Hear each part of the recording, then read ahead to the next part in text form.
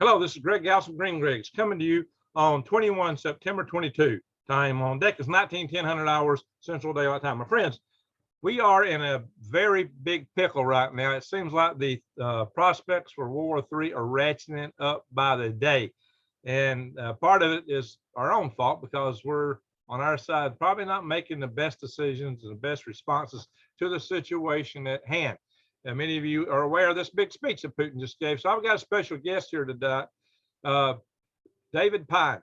David Pyne has been on my channel before. David Pyne is the Deputy Director for National Operations, the EMP Task Force on National and Homeland Security. I happen to be the Alabama State Director of the same. As you might recall, my previous often appearing guest, Dr. Peter Vincent Pry, was the founder of this organization, and he has unfortunately passed away. But we are continuing in his footsteps as best as we can. So my friends, you better pay attention to this video, subscribe, bang the notification bell, and click off from my channel so you can get the notifications. But check back occasionally because due to my content, I've been so much shadow banned by this platform. So check back occasionally and see what the videos are, my friends. And just remember, we are in a pickle right now. Considering everything that's going on, consider prepping. You need to get ready while you can. Prices of food are going up, shortages are going to be around. And the kind of things we're about to talk about come to pass, you're going to wish you'd prepared. By the way, we got a special. If you go to prepwithgregs.com, you can get 20% off a 3-month supply of this food that lasts you 25 years. Breakfast, lunch, and dinner, 2,000 calories a day. Check it out, prepwithgregs.com. You can also get a special on the 1-month supply. It may sound like it's a lot of money when you look at it, but when you consider what you spend in 3 months at the grocery store, it's not at all. And consider it's going to last you 25 years. And you can prep, bug out with it. It's easy. Okay, let's get on with our topic here. David, tell me what you make of Putin's speech. What do you think about our prospects for war now, and where are we going? President Putin, as your listeners may be aware, gave a speech. It was midnight our time, but it was 9 a.m. Moscow time. And in that speech, he declared that Russia will fully support the efforts of its occupied regions, territories in Ukraine, including Donetsk, Luhansk, Zaporizhia, and Kherson Oblasts, to hold popular referendums on the question of whether to reunite with Russia. So that would be the prelude to full Russian annexation of all those regions, not just the 2 Donbass regions, but also along the coast near Ukraine or Crimea as well. And then in addition to that, for the first time since the Second World War, Russia, Putin declared that Russia will partially mobilize its military, its reserves, for a total of 300,000 army reserves that he's mobilizing. And just by way of reference, that would, if he sent another 300,000 troops to Ukraine, that would be a 250% increase in the number of troops that are currently there. So this is a major escalation of the war. In addition to that, he also made some not so veiled nuclear threats, and essentially stated that he would be willing to, in response to what he views as nuclear blackmail threats by the US and UK primarily, which have said that they would not rule out the use of nuclear weapons against the Russian Federation. He said that in defense of Russia's territorial integrity, presumably including the newly annexed, the soon-to-be annexed Ukrainian territories, he would authorize the use of any weapon in Russia's arsenal, obviously including nuclear weapons, to defend Russian territory. So as we've discussed, there have been a lot of people warning, including myself, as far back as April, that Russia would make these annexations in the event that Zelensky continued to refuse Russia's until now relatively lenient peace terms, if he rejected those. And so that moment has come to pass. Putin's obviously, his strategic patience has worn thin after these 6.5 months of, I guess 5.5 months actually, since Biden and Boris Johnson told Zelensky to drop out of negotiations with Russia in the belief that we could help them liberate all of their territory from Russian occupation, which has always been a pipe dream. We're talking about a nuclear superpower, which has over 4.5 times more operational nuclear weapons than we do. And so all this talk in the West of Ukraine being on the verge of defeating Russia, despite the fact they did have a pretty decent victory a couple weeks ago in the Kharkiv region, it's all really nonsensical. There's no chance of that happening. Well, I have often drawn the comparisons to the war between the states here in the United States, wherein for the first couple, almost 3 years, the South was winning.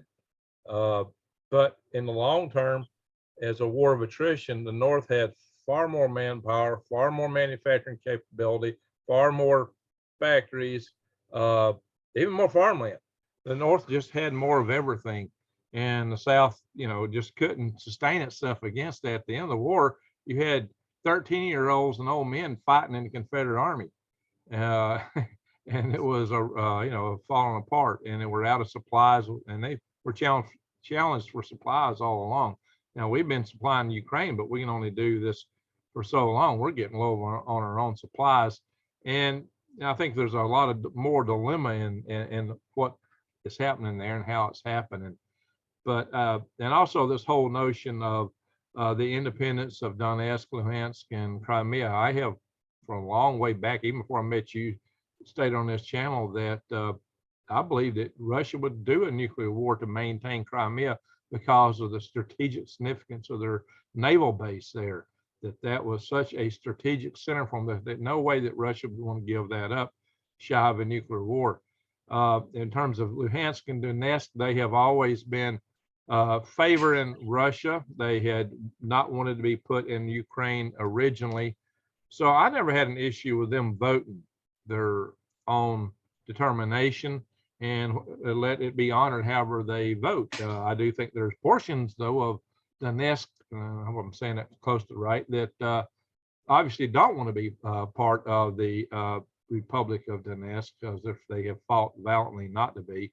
So I'm not sure the borderline should be where the oblast lines are, but that's over my pay grade. Somebody else is going to make those decisions. But I believe that people should have the right of self-determination. I've always believed that.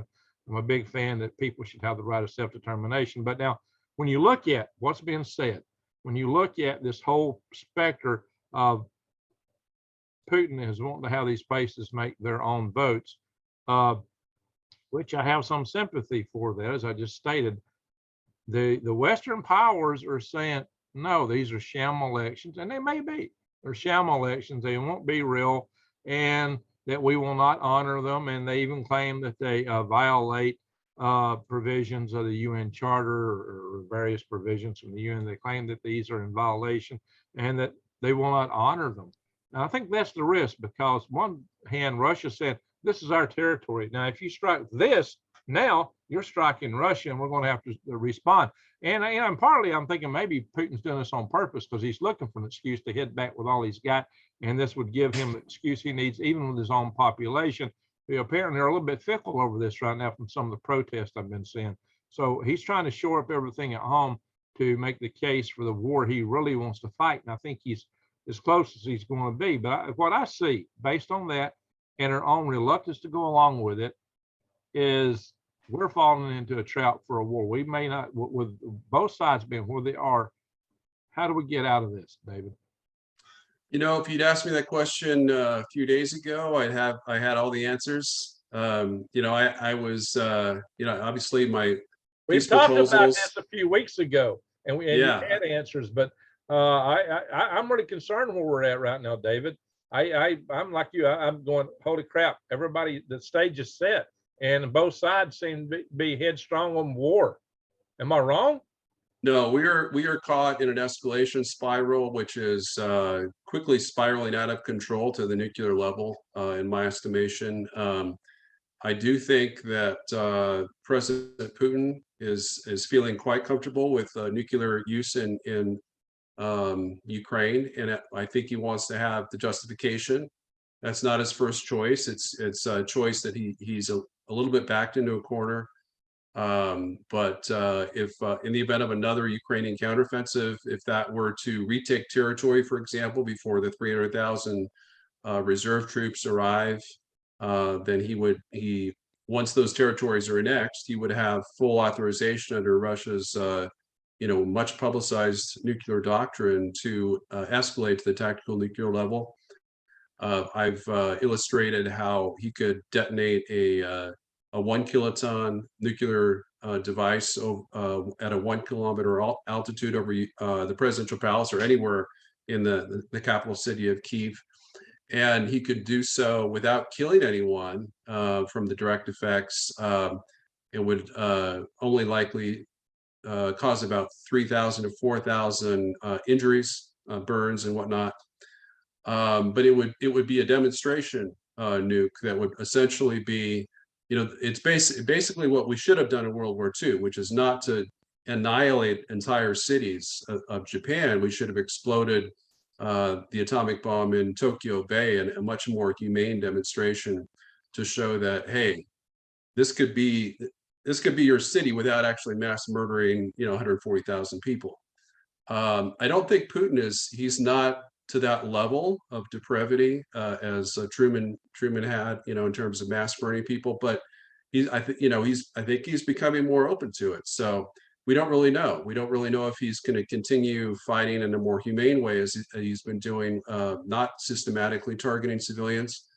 We could see an abrupt change. He might, in a fit of frustration or anger, he could resort to a Hiroshima. I don't anticipate that. I think he'd be much more likely to use it to directly against Ukrainian military forces that might be massing on the borders of New Russia, as he calls it, along the Ukrainian Black Sea coastline. But in terms of a way out, I mean, the way out was really, it was the terms that, pretty much the terms that Putin offered way back in early March, just 2 weeks after he invaded. And a lot of people don't realize this, it's, even though Putin is 100% guilty of invading Ukraine, which was not an unprovoked attack, but it was certainly an illegal war of aggression that must be condemned. Just 2 weeks after he invaded, Russia was very proactively trying to negotiate a peace agreement with Ukraine, and actually was fairly successful. And Ukraine, Zelensky responded quite positively, and reportedly they had a tentative peace agreement on general terms, which had a couple items that still need to be ironed out by early April. And at that point, Boris Johnson and most likely senior members of the Biden administration intervened to torpedo that agreement and basically cause all the tens of thousands of casualties we've seen in Ukraine that over the past 5.5 months that would have been completely avoided by an armistice, a ceasefire, and a peace agreement way back in April.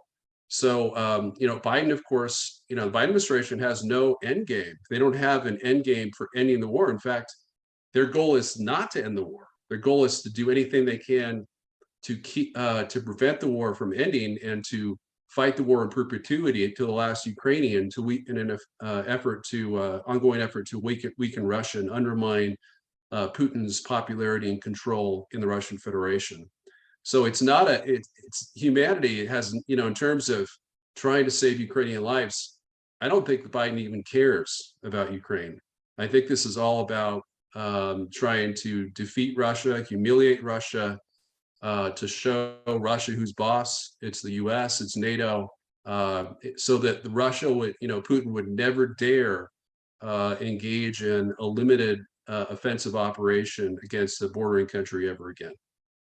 So what in the world motivated the Biden administration in that manner? Why is that their response? So the Biden administration is filled with Atlanticists. So we have neoconservatives, of course. We all know neoconservatives, the Bush neoconservatives that got us into wars in the Middle East that Trump called, rightly so, forever wars, that bogged us down. The wars of choice that really we had no business in fighting, had nothing to do with U.S. national security interests. Certainly not handing over control of Iraq from a secular dictator to Islamic terrorists backed by Iran, which is exactly what we did, and we expended the lives of thousands of brave U.S. soldiers in the process. But in terms of their philosophy, their guiding philosophy is NATO is the be-all, end-all of U.S. national security. So they view they view NATO as the key, and whatever they can do to enhance NATO's power or prestige, they're going to do it. So I've long said, back in 2019, I wrote an extensive article in the WorldNet Daily and published elsewhere, in which I stated that U.S. membership in NATO with the Baltic states as members was a millstone around America's neck that could drag us down into a unnecessary nuclear war with Russia. And I'm starting to worry that maybe that prediction is on the verge of coming to pass. I'm hoping that it won't. But President Trump, as you may know, I think 2 or 3 times that we know of, he told his advisors he wanted the U.S. out of NATO. He didn't see the reason for its continuation, and certainly it is NATO expansion that caused Russia's invasion of Ukraine in the first place. And if President Trump were president, he would have come to a peace deal with Russia that was very favorable to the United States, that would have ensured that they never invaded Ukraine at all. So this war would not be going on if President Trump were currently in office. And he said that repeatedly. He warned even before the war began that Biden was taking us into World War III with Russia, and that we had no business helping Ukraine in terms of arming them to the teeth. Certainly we should provide humanitarian, non-lethal military aid and economic aid such as food, fuel, and medical supplies. But in terms of arming Ukraine, that's really the Russian red line. And we've not only armed Ukraine, we've engaged in intelligence sharing operations in which we've helped them target, and kill over a dozen Russian generals. Who knows who else? Perhaps Ukrainian politicians, for all we know, that we know are being assassinated by the Zelensky regime, which is, really the strange thing is we talk about defending democracy. Well, Putin is a brutal dictator, but so is Zelensky. And I view them as, much more comparable than people realize, with the main exception, of course, that Putin is the aggressor. Putin is the clear international aggressor, and Zelensky is merely defending his own country. And he has every legitimate right to do that. But the things that he's done in terms of assassinating political opponents, increasingly, including their wives, Ukrainian resistance forces cut the throat of a wife of a Ukrainian politician that supported peace with Russia. So, very brutal methods. Before the war, he was prosecuting and imprisoning his chief political opponents, much like the Biden administration is starting to do with Trump. And also outlawing 11 to 13 opposition parties, and forcing opposition TV networks to broadcast Ukrainian propaganda, government propaganda 24/7. So as I've explained, it's as if, when Trump became president, he threw Obama and Hillary in prison and forced CNN and MSNBC to broadcast Fox News at all hours of the day. Not exactly, what you would want in a free society. So yeah, Ukraine's not a real democracy. But in terms of what we need to do, I think there's still maybe a small window in the next, just the next few days or possibly even weeks. I think the real red line, or the real, the peace deal will be slammed shut when the Russian Duma votes on annexation of these 4 Ukrainian oblasts. That will likely take place in early to mid-October. Before then, there's perhaps still a window where start next week. I don't know. The elections are actually Friday through Tuesday. Yeah. So those are preliminary votes to legitimize Russia's annexation. Now, I don't claim to think that any of those elections are going to be free and fair. They're not. They're going to be, Russian government officials will be counting the votes.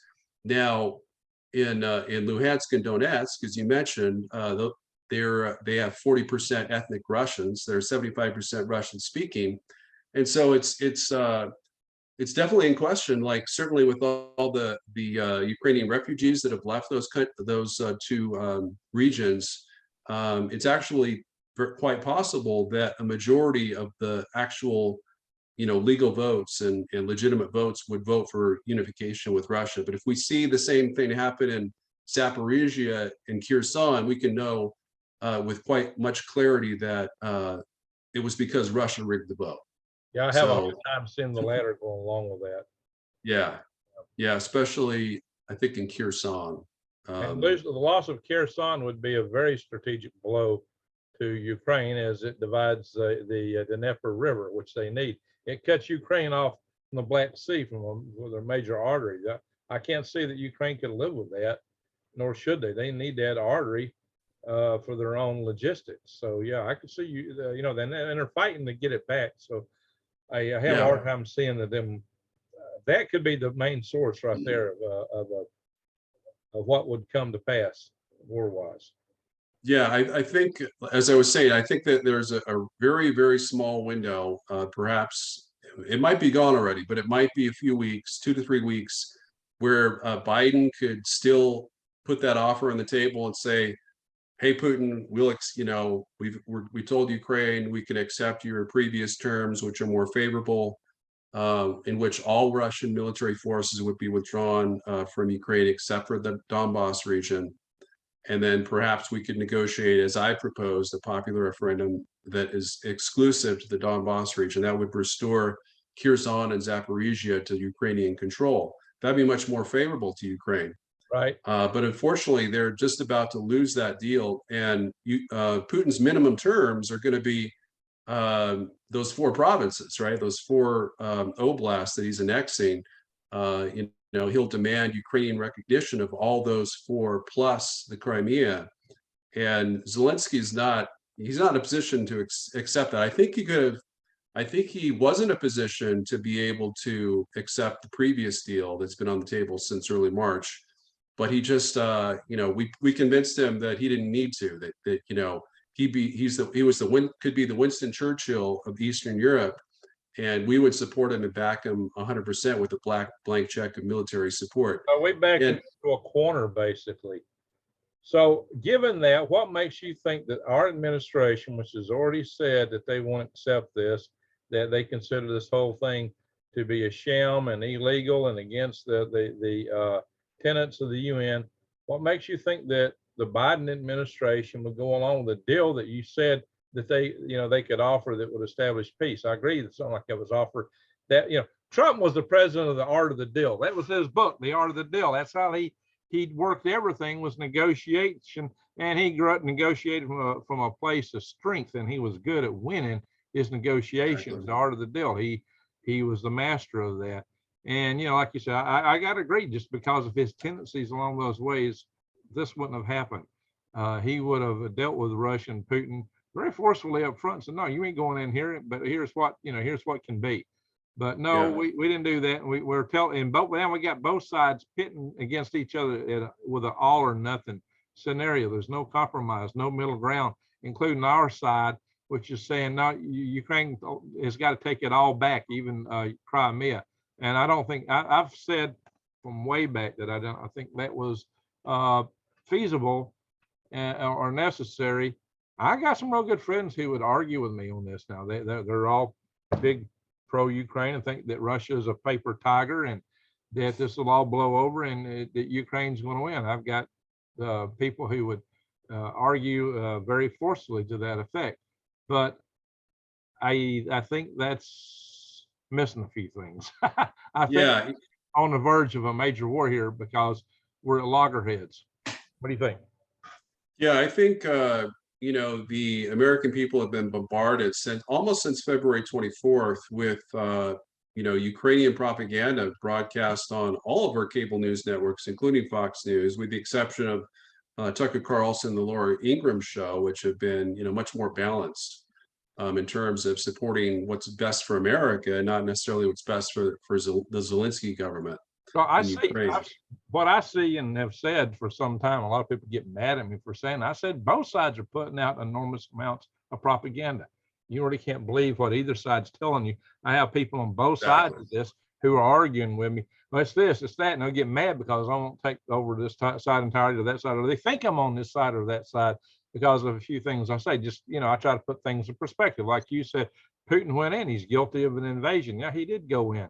And there are civilians suffering as a result of it. Was there reasons for it? Yeah, or are they the reasons he stated? No, they're not the reason he stated. That's part of his propaganda. And we can show that. I have shown that in some other videos to kind of illustrate why he really did it. And there are several reasons to that. And part of it is Donetsk and Luhansk and the people there, but there's bigger geopolitical things at stake here. But I think he's losing his geopolitical goals, but he's still trying to save face and gain some goals. What a lot of people don't understand is that a man of power that's autocratic survives and lives off the perception of his strength. Once he's seen as not being strong, he's history. And when you're history in a regime like that, you're usually taken out. So he's at personal risk. And a lot of these countries, like North Korea, Kim Jong-il, little Kim, he has basically got his nuclear forces set up that if anything happens to him, we try to do a decapitation maneuver. These nuclear lights. I've told people in the past that none of these leaders care about their own people. Even it's all about them and their own preservation, their preservation of power, and that's why they are really risky and dangerous. They don't think like we do here in the States. They're not concerned with what we're concerned, and even our own leaders are guilty of that to a big degree. And my final thing, this is almost changing topics, so you can respond to both of these. I got to agree with Trump. And not only, as you've said, Ukraine really is not a country that we have any direct national interest in defense-wise. It's not critical to our existence. I have a hard time seeing what we get out of Europe these days. What is there about Europe? What is there about NATO that the United States needs or requires for our security, for our survival, for our prosperity? When I really rack my brain to think, what's Europe doing for us? I come up with, we spend money there, we send troops there. To me, it would seem to be a relief if we weren't so committed to defending that continent who's got an economy potentially as big as ours, has a population bigger than ours, but yet they won't even defend themselves. I say, let the Russians have them. If they don't want to take care of themselves, why are we doing it, for Pete's sake? We're spending so much of our gold, treasure, blood, and sweat for them. They ought to be stepping up. And I got a lot of friends over there, and some of them, will be on this channel. But holy smoke, why has the United States got to foot the bill and spend our blood and risk our nation's existence for a war with Russia for an area that don't even appreciate what we're doing for them? They look down their noses at us quite often. So why in the world are we doing it? It all goes back to World War II. The outcome of World War II was that we fought a Cold War, a just Cold War against the Soviet Union. And NATO had a really important purpose back then. We wanted to defend Western Europe, and we put in the resources we needed to do that, to defend clear and present danger of Soviet occupation of continental Europe. And but then once the Soviet Union collapsed, the rationale for NATO collapsed with it, and they had to invent new rationales for its continuing existence. That began with the unprovoked bombing of Serbia to help the Muslims, seize control of Kosovo from Christian Serbia, and that's when we found ourselves on the same side as Al Qaeda.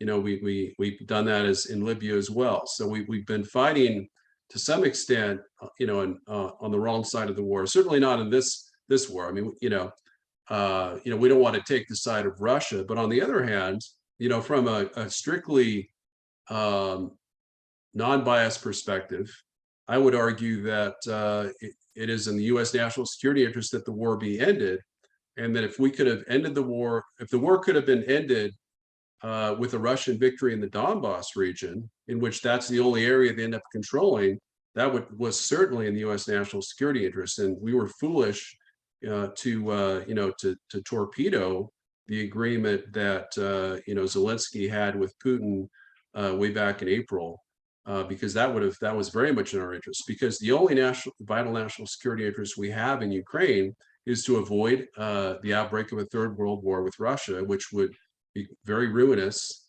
would quickly escalate within days or weeks to the nuclear EMP level, and would likely lead to the deaths of tens of millions, if not a couple hundred million Americans, not to mention a couple hundred Europeans. So that's, we really have got away from our vital interests, our vital national security interests that we championed during the Cold War. We had during the Cold War, we had presidents that were perfectly fine with Soviet control of Eastern Europe. We didn't, under Eisenhower, when there was a rebellion in Hungary and the Soviets invaded, we didn't do anything in response. We really couldn't. Actually, we could have back then in 1956 because we had nuclear supremacy. And perhaps if we had done something then, the Russians would have backed down. In 1968, they were getting close to parity with us, and that would have been extremely adverse to U.S. national security interests to intervene in favor of Czechoslovakia when the same thing happened there. But my point is, Ronald Reagan had, he did call for the wall to come down in Eastern Germany, but he never said, let's send troops to Eastern Europe. In fact, the interesting thing is the U.S. And Western NATO never sent troops to Eastern Europe until 17 years after the first Eastern European countries joined NATO. We may have had some joint defense planning, but we had no actual military forces, bases, or infrastructure on the ground until 2016. That's something Obama and Biden did in their last year of office as president, vice president before Trump took over. But and that's really, I think, what we need to get back to. We need to get back to a Europe, a NATO that's secure, and includes Russia in the security architecture of Europe, and responds to their legitimate security concerns by withdrawing not only Russian forces from Belarus and Ukraine, for example, but NATO forces, Western NATO forces from Eastern Europe. We maintained the peace, with Russia between 1945 all the way to just earlier this year. And now we're essentially fighting this undeclared proxy war that is threatening to go nuclear. And how Biden responds to a Russian nuclear escalation in Ukraine will determine the fate of our country. A lot of people think it's automatic. If you use nuclear weapons, if one side uses nuclear weapons anywhere in the world, it'll automatically escalate to the destruction of the world. That's just not true. Limited nuclear wars can be fought and won. Dr. Peter Pyne understood that. We understood that because we fought a nuclear war against Japan and won. Obviously, they were a non-nuclear country, just like Ukraine is to Russia. And we have no security arrangements with Ukraine. So there's nothing that would obligate us, even treaty-wise, to come to their defense under that situation.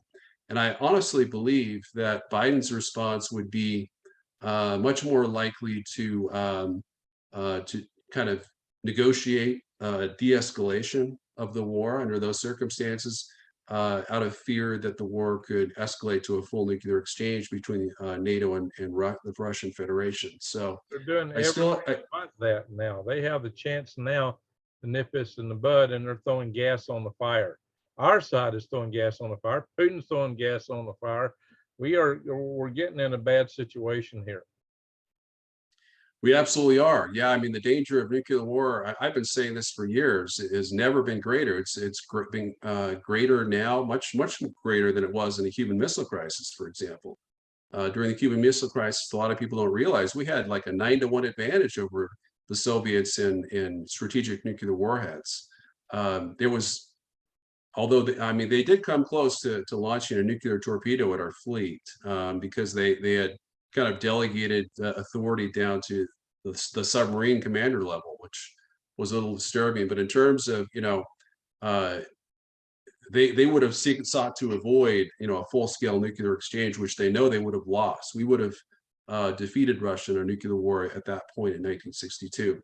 But today, it's, the situation's reversed. We don't have nuclear supremacy over Russia. Russia has nuclear supremacy over us, along with their Chinese allies, with an arsenal that I estimate is just as large as ours, and is soon to be about 2.7 times larger by 2024 of China's alone over the U.S. So, we're really in a world of hurt. We're not in a position to be telling Russia and China what to do.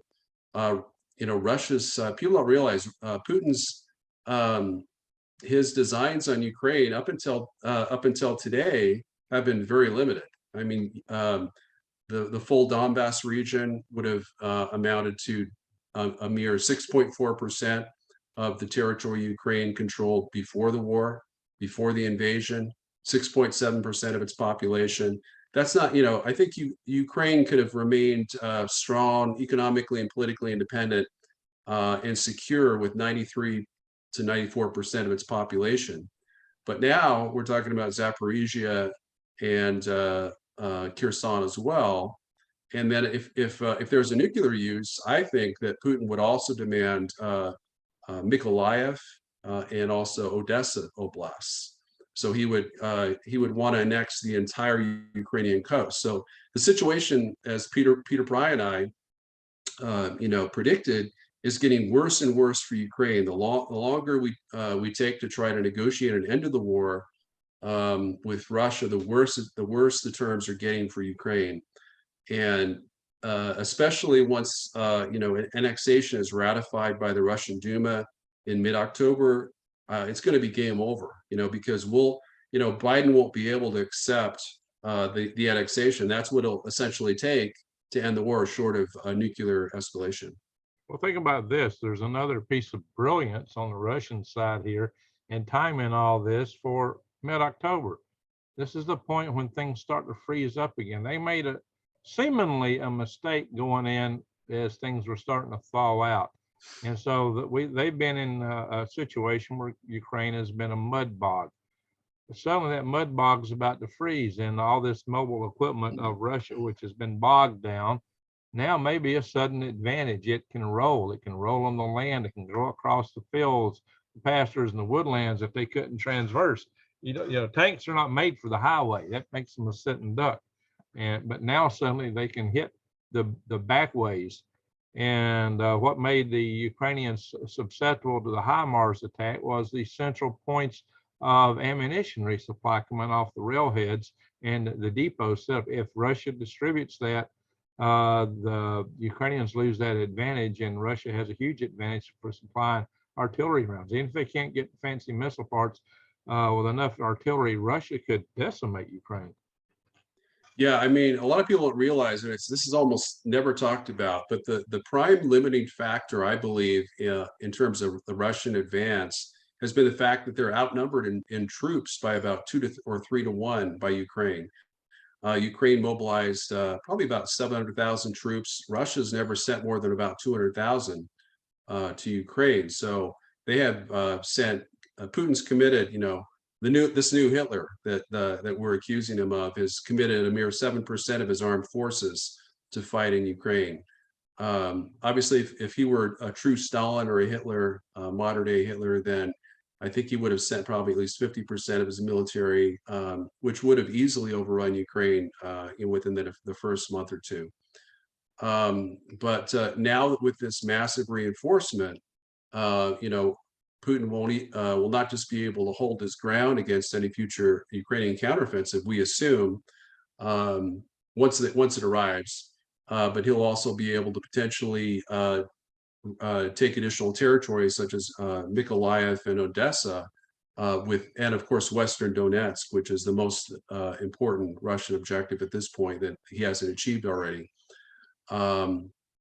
without the need for a nuclear escalation. The problem is, I think Zelensky is going to be tempted, and he's going to come under pressure to do another counteroffensive in the next 3 months before all of those reinforcements reach Ukraine, because he knows once they reach Ukraine. What's going to happen in those 3 months? So is the land he's going to be doing the counteroffensive for at that point going to be by Russia considered to be part of Mother Russia? Will it be annexed? See, yes, Yes. that's what I'm worried about. Bingo. See, that's what I'm gonna drive at. Yep. Yeah. So those annexations are likely to occur in mid-October. Just Bingo. Exactly. You're talking 3 months from now. 2-3 weeks from now. Oh, 3 Yeah. weeks. Well, he's going to be going in when these areas are so-called officially. Yeah, 3 weeks now is going to be October. Yeah. If they go in, if they try to make a big counteroffensive, and suddenly it's part of Russia, Russia's going to say, "Oh, you're attacking Russia." Right. That's where the tactical nuclear danger comes in. Obviously, when he's got 500,000 troops in Ukraine, a Russian nuclear escalation would essentially be just saying, "Hey, I have the troops, all the troops I need to take what I want, but I just want to win the war and end it because it's been a pain in the butt." Which I think Putin's getting there, where he's just wanting to maybe use 1 to 3 tactical nuclear weapons to end the war, because most likely Zelensky would be ready to accept whatever Russian terms that he had to offer that left Western Ukraine and Kyiv as an independent state. But yeah, that's a real risk that's coming up, and it's something that the Biden administration needs to consider.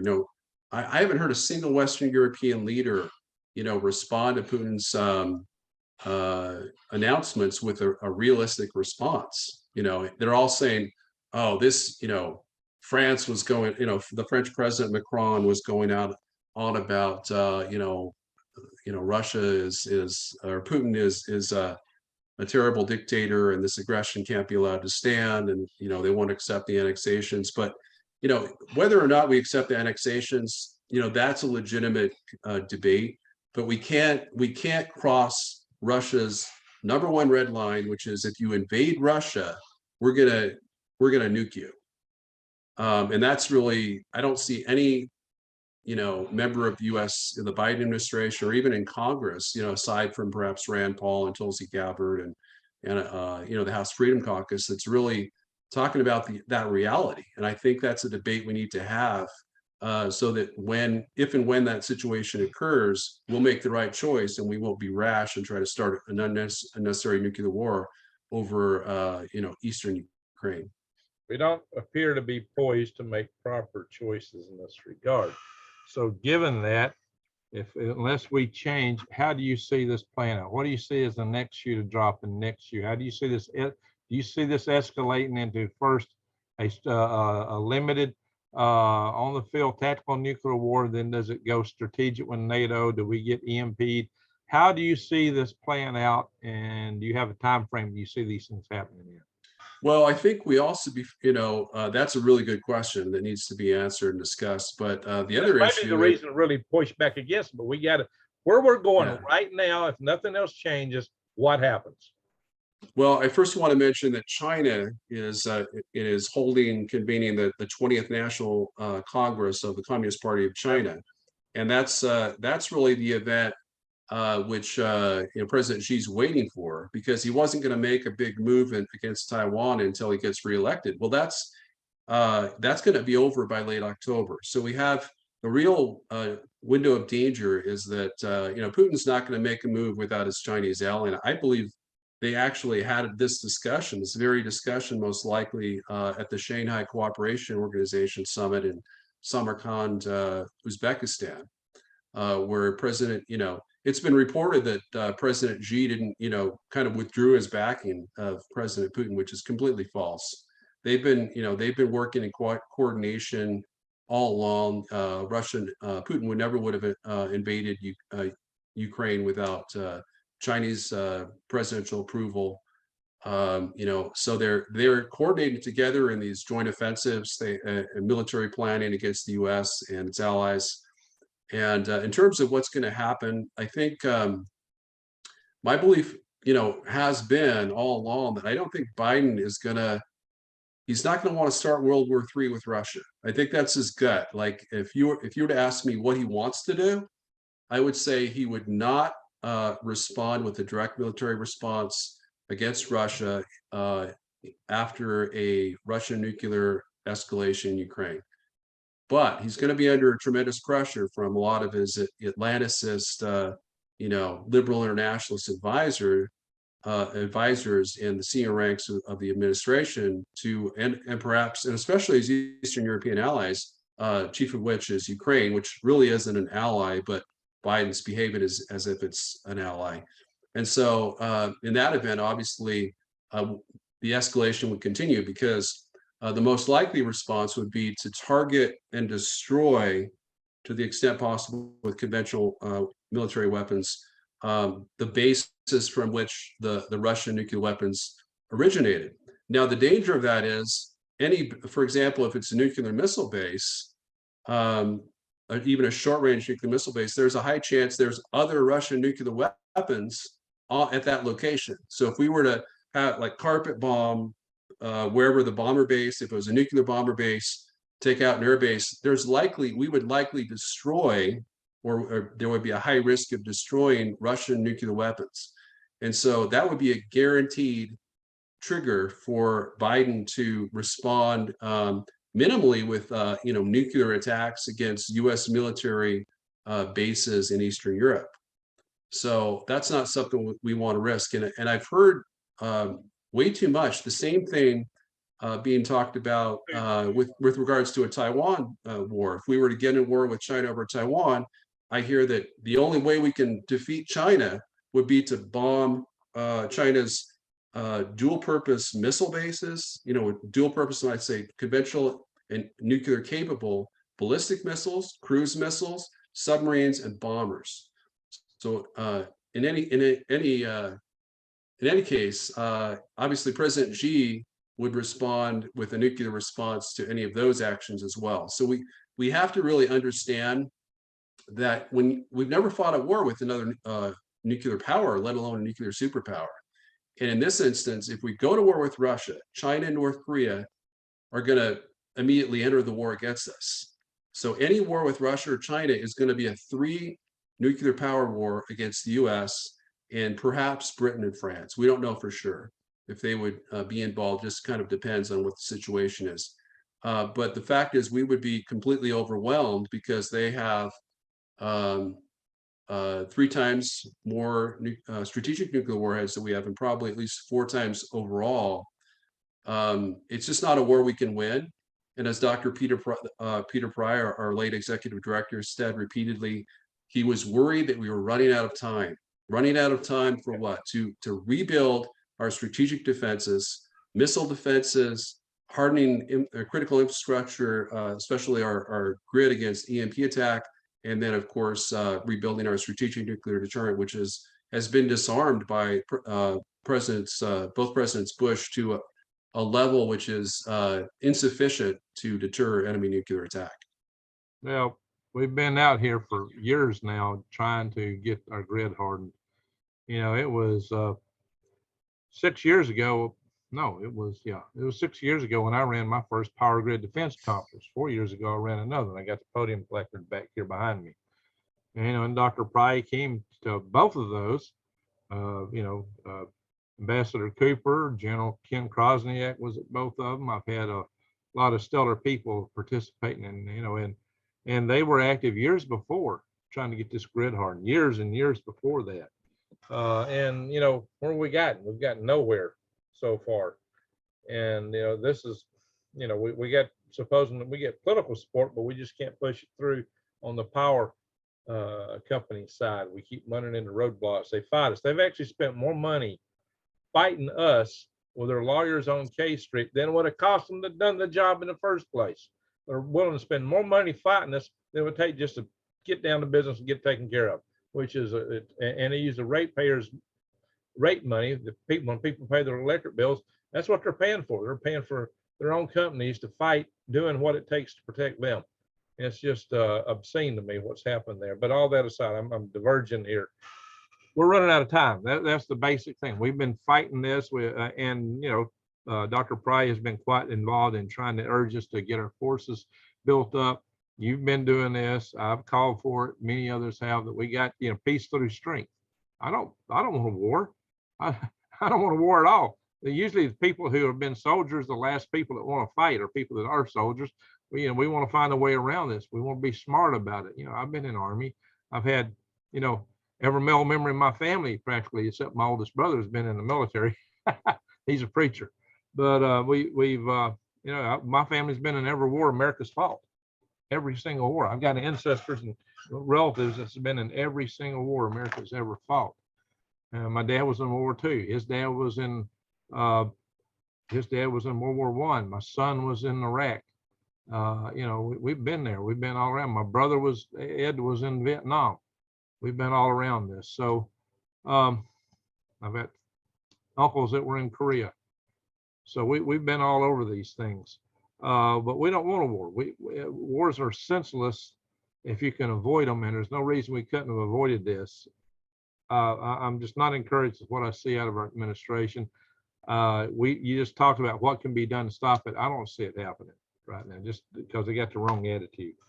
Yeah, the Biden administration has really painted themselves into a corner by essentially accusing President Vladimir Putin of being a war criminal, guilty of genocide, despite the fact that only, according to the UN Human Rights Commission, only 5,600 civilians have died in the war. Now, by way of comparison, that death rate is 67 times less than the death rate for German and Japanese civilians that the US and the UK killed on an average day during World War II.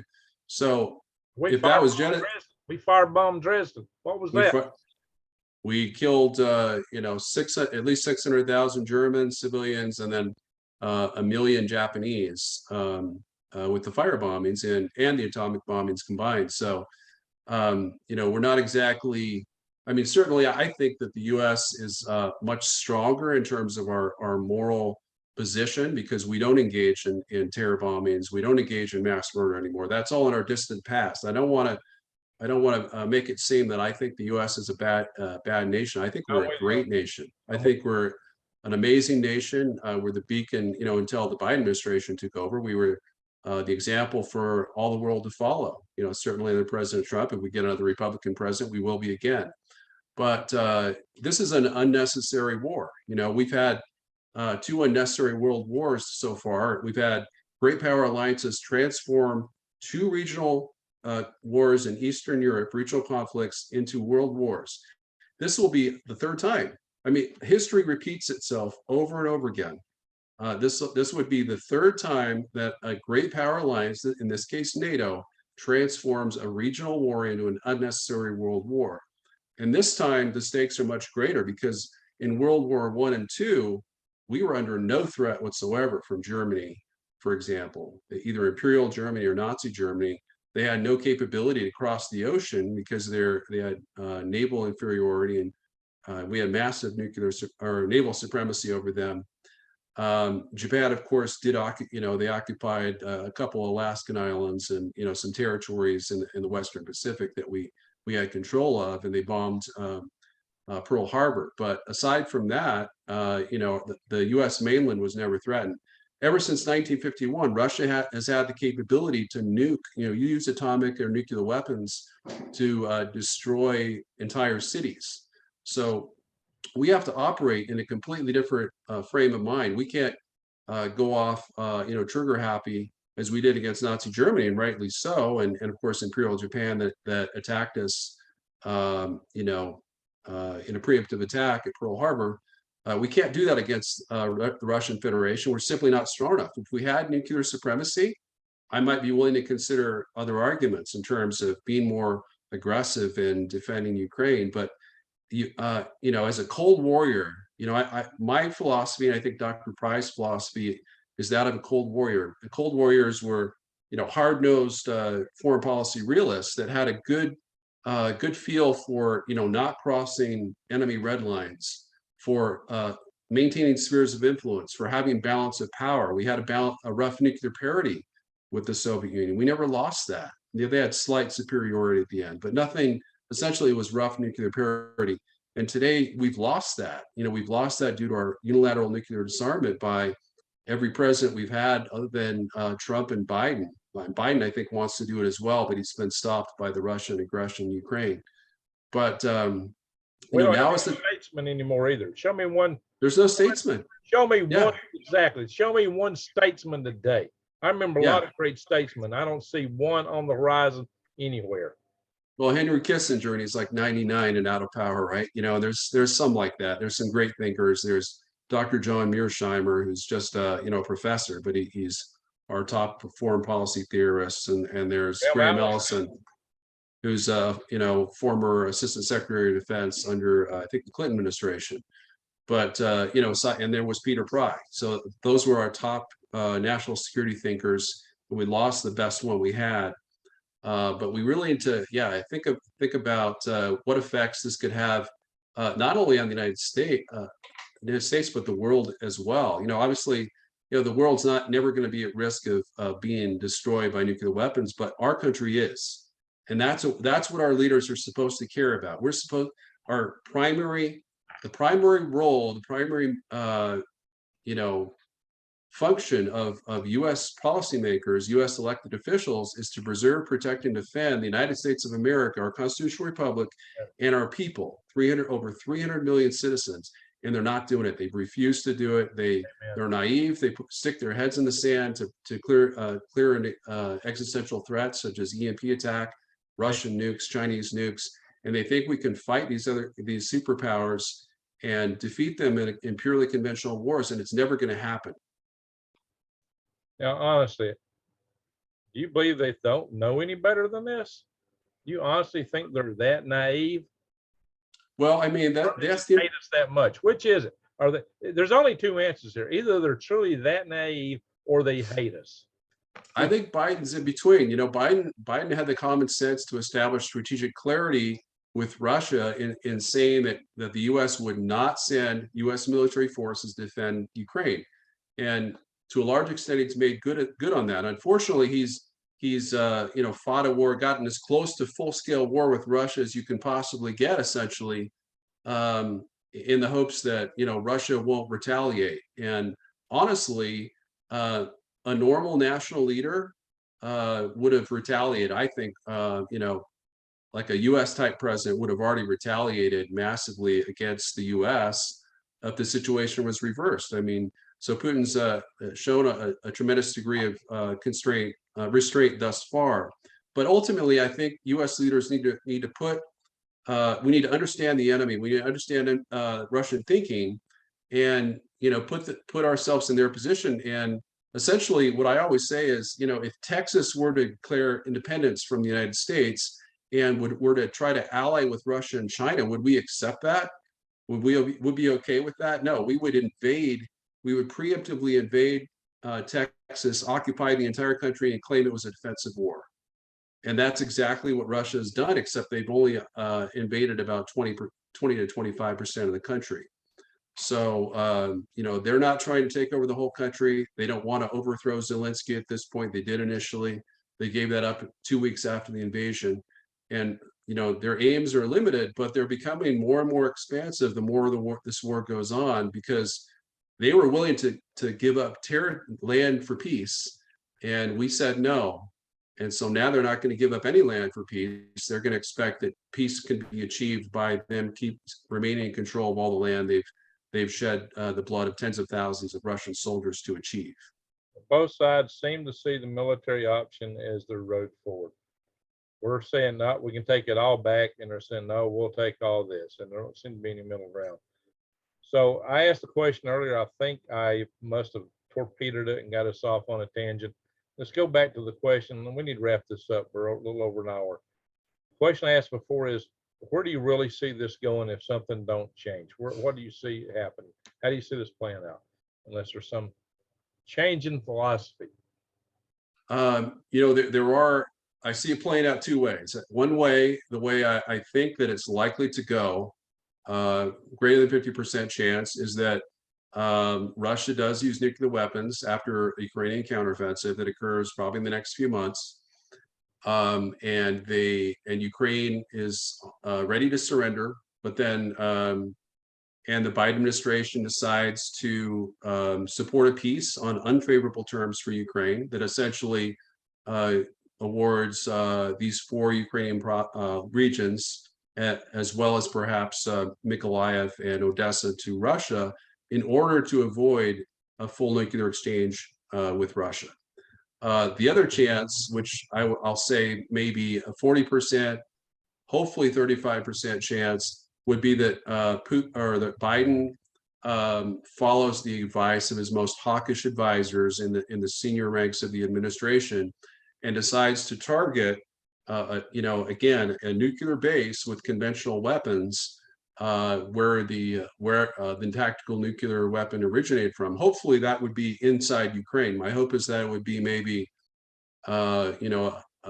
SRBM inside Ukrainian territory. So, but the problem is, as we just discussed, I guess that wouldn't be an advantage because those areas are going to be next to Russia. So even if it were fired from Donetsk or Luhansk or Kherson or Zaporizhia against Kyiv, for example, or even just against some nuclear artillery that had a range of 30 kilometers, that would be inside of Russia, and could be could trigger a Russian nuclear response, at least against our Eastern European bases. So I think with this, the chances are that we'll be able to get through it, but there is a very substantial chance that it could trigger World War III if the Biden administration attacks Russia in response. I'm even more concerned. You said about a 40% chance of us going down that road. That is almost half. That is huge. I mean, that's kind of like taking a 6-shooter and putting 2 rounds in it and playing Russian roulette. Who in their right mind would do that? This is just craziness. Yeah, I mean, previously I've assessed a much smaller chance to that happening. So maybe it's closer to 30%. I don't want to be too pessimistic. I'm more pessimistic on Taiwan. We haven't really discussed Taiwan much. That's what I'm really most worried about. But we're talking about today is the thing that's in the news today. But personally, Taiwan is the one I'm worried about the most. I agree with you there. Yeah, but this could raise the level that this could equal Taiwan in terms of its capability to escalate. I think China would like to see this. This would be in China's favor, because I really believe China wants to take Taiwan. And my philosophy on that is that I heard a retired general in Australia make this claim that China, given where we're at, it won't even attack Taiwan initially. They're going to attack American bases throughout the Pacific, and then turn to Taiwan and say, now what are you going to do? Give up. Then they get intact. That's what I predicted initially. I recently factory. They get everything. So who's going to protect you now, Taiwan? If they believe that Biden will follow through on his 4-time threat now, it's been 4 times, and he said this most recently a couple of days ago, that he would defend Taiwan militarily in the event of Chinese aggression. Either he set us up for first strike attack. Exactly. Yeah, that's an invitation to China. If they have any doubt about Beijing Joe Biden double crossing them, and after they helped him get elected president, if he's actually going to double cross them and fight a war against them to defend what they view to be part of China, then they would not hesitate to either use nuclear weapons, very possibly nuclear weapons, against our bases in Japan, South Korea, Northern Marianas, and Guam. We have a nuclear bomber base in Guam, so that would be target number 1. Yeah, you said. And Okinawa, I consider Okinawa part of Japan, but you're absolutely right. So all those areas would be subject to either massive conventional or perhaps nuclear EMP attack in the event they believe they could take all those bases out. And I've even seen suggesting they might even try to go for Sacramento. Well, I know that Japan and China and Russia have held joint amphibious operations exercises against Hawaii. So Hawaii is on the menu. Alaska is reportedly on the menu for a joint Russian and Chinese occupation, as is Japan. China has talked about dividing Japan into 5 pieces after nuking them, and then having them occupied by Russian and Chinese forces. So those are all very real risks and dangers which we would likely incur in the event of a war between China and the U.S., which Russia and North Korea would be guaranteed to join. That strategy would be a lot easier for China to deal with if we're also embroiled in Europe. They'd love to see us embroiled in Europe. Maybe they're goading Putin to do what he's doing just so we'll get over there. But if you follow, what Dr. Pyne warned us of, that if China did an EMP on us and took out the direct tactical forces we've got in the area, to tactical and local strategic, take out our satellites, which they're already prepared to do, with a super EMP on this nation, our loss of communication with our submarines, we're dead in the water. They could then turn and hold, and this is what Pyne taught us, they could hold us hostage and say, okay, Washington, D.C., if you do anything about this, we're going to start taking out your cities one by one until you surrender unconditionally. Yeah, and and Bob, we won't be able to respond. Right. And, Bob McEntee, who we know as the Utah State Director of the EMP Task Force here in this state, he recently stated during a joint radio interview just a couple weeks ago that under the war games that he's participated in with the Air Force, we lose our satellites in 6 hours. So Russia and China would likely take out our satellites within 6 hours. That would blind us and take out our GPS, so we wouldn't, our guided missiles might not have any guidance, including ICBMs, nuclear missiles. So even assuming our power grid and our communications on the ground are completely taken out, that would severely degrade our ability to fight even a conventional war against Russia and China, let alone a nuclear one. Now, there won't be a nuclear war response. Everybody thinks our submarines are going to respond. I tell them, no, they're not. They're not going to be able to. They can't even launch without an EAM and a validation of the EAM. They have to have that validation. They can't launch something. They're not going to get the signal. They're not going to get the signal.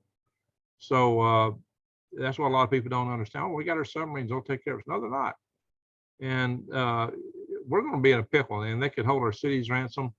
But the cities are going to die anyway, because once you've EMP'd the country, they're a food desert. Most people there are going to perish. I would not want to be in a city.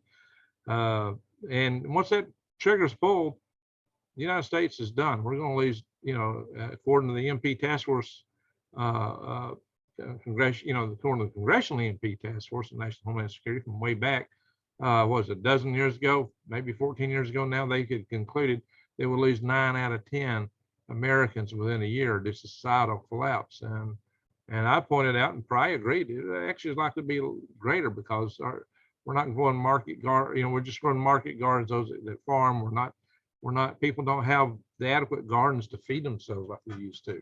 And now we got the USDA wanting us to register our gardens. Yeah, that's 273 million Americans, which could be killed over 1 year following an EMP attack.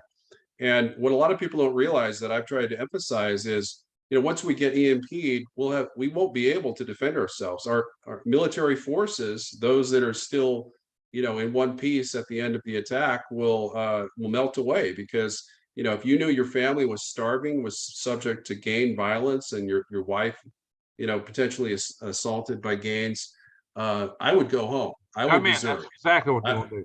I would not. Yeah, I would desert. That's what the German army did at the end of World War I, when they heard that their family members were starving by the illegal British blockade. They deserted and they lost the war.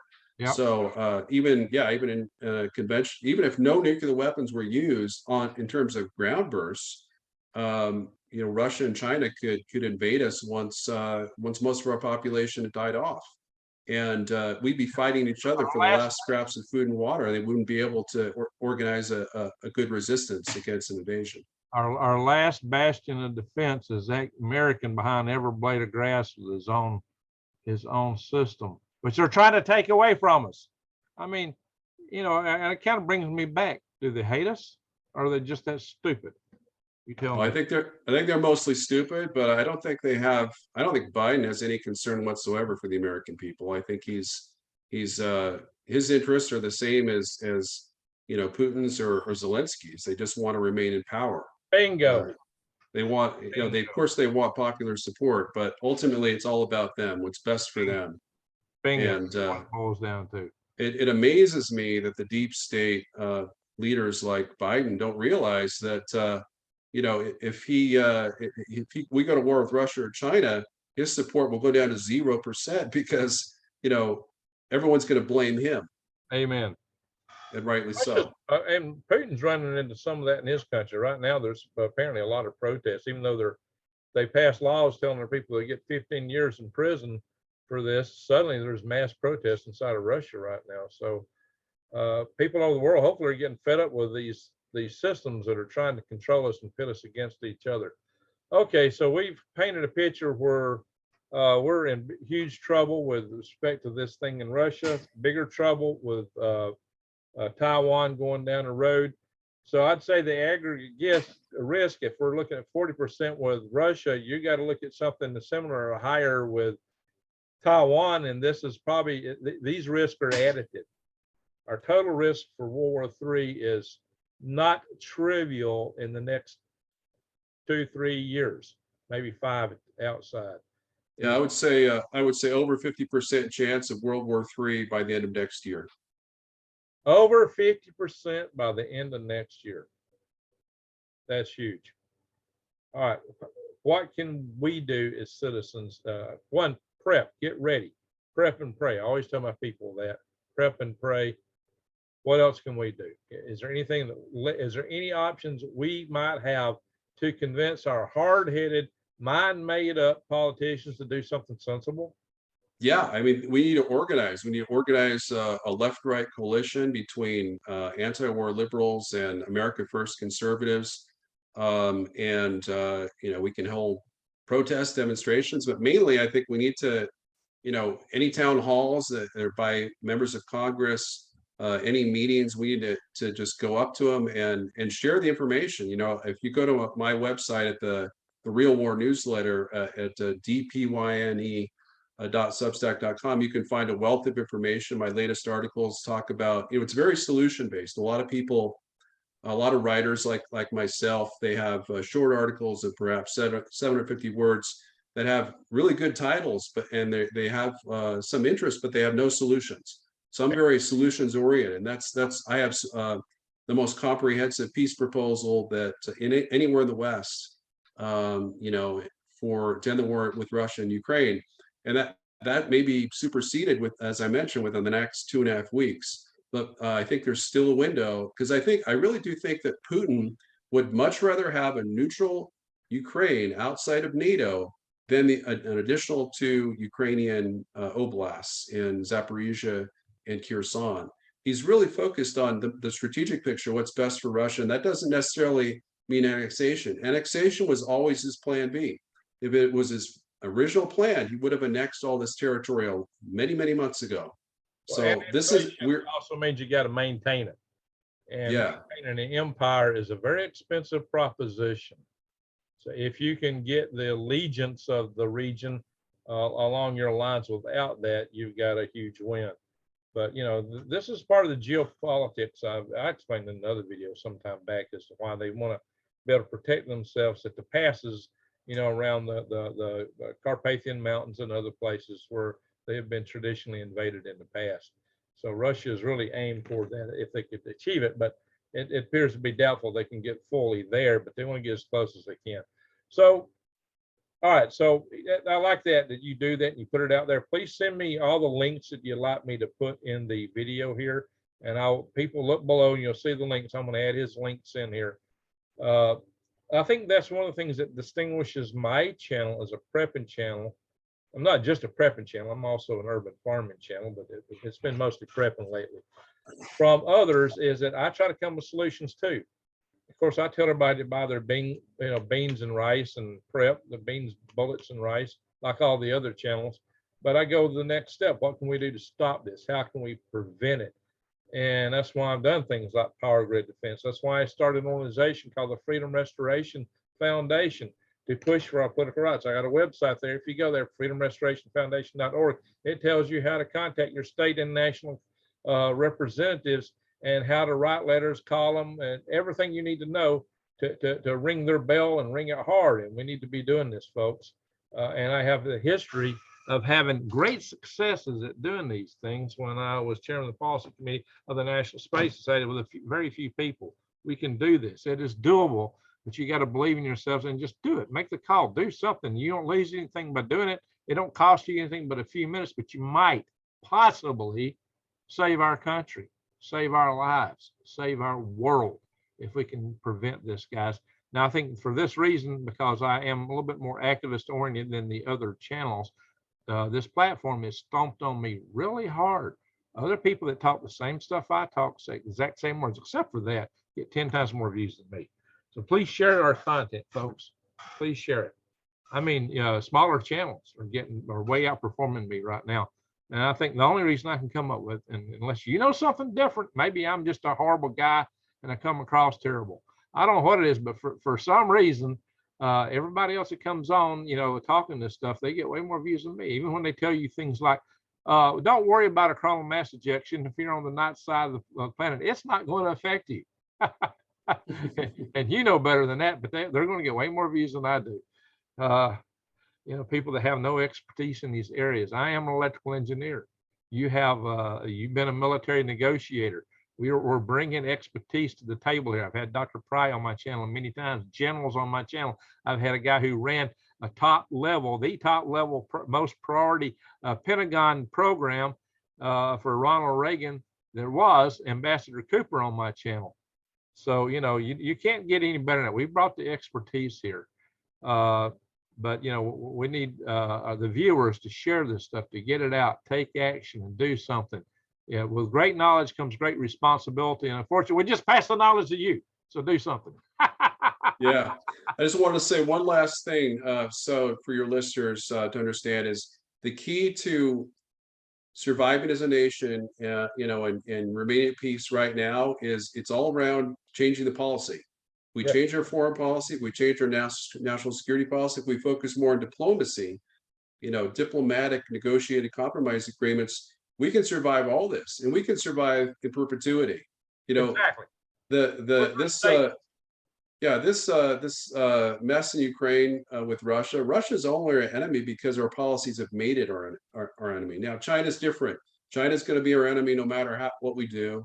Yes. And we should continue to view it as an enemy, yes, but while at the same time seeking peaceful coexistence. So they're kind of the old Soviet Union. Russia is more of a, it's kind of it's not the old Soviet Union. It's a country to be honest, I think we should have allied with. We should have minimally welcomed them into NATO, and we wouldn't have any Russian aggression because they would have had all their security concerns met.